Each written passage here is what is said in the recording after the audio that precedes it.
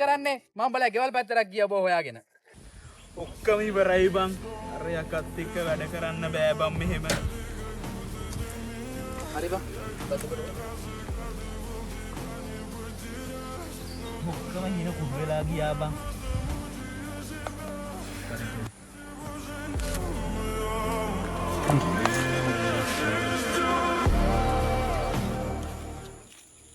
දැන් කියපන් ඔය පස්සෙන් ගන්න කියලා බං.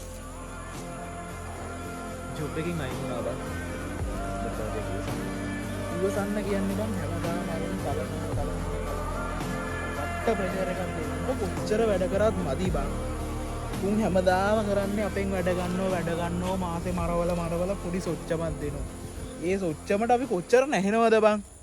හැමදාම ඕක ඉතින් ඉවසන්නේ කියන්නේ බං පුදුම ප්‍රෙෂර් එකක් දෙන්නේ. ඉවසන්න බෑ බං ඔච්චර.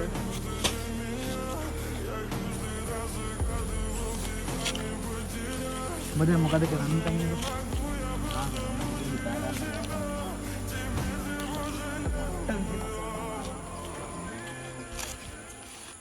හැමදාම තරින්නේ පොඩි අපිනේ බං. යවන්කෝ.